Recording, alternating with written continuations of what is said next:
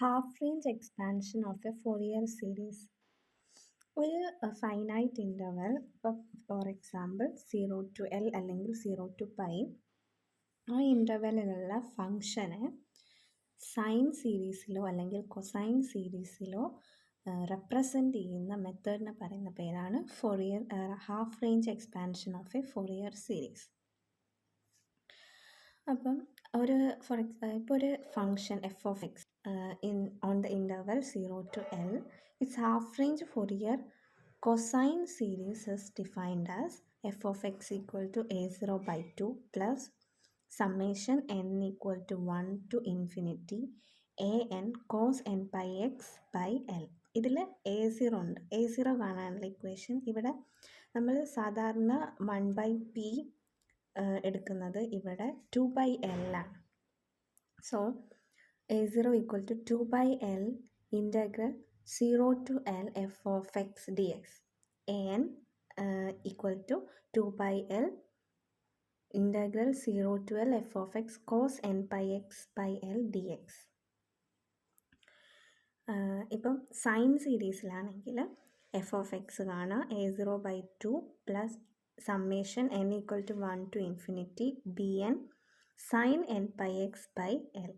a0 equal to 2/L integral 0 to L f of x dx.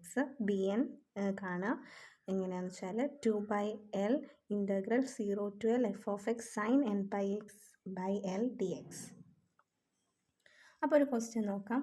Expand f of X equal to X square in the interval 0 to L.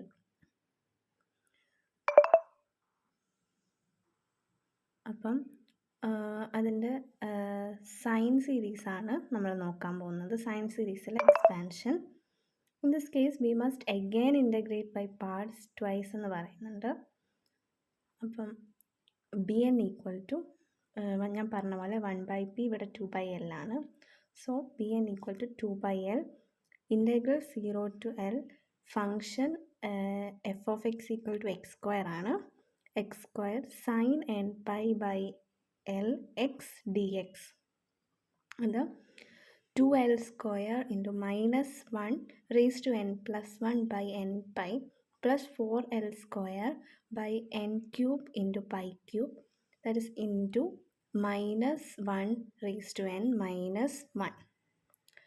So നമുക്ക് F of X കിട്ടും. B N കിട്ടി. അപ്പോൾ F of X നമുക്ക് എഴുതാം 2L square by pi summation n equal to 1 to infinity into -1 raised to n plus 1 by n plus 2 by n cube pi square into -1 raised to n minus 1 into sin n pi by L x.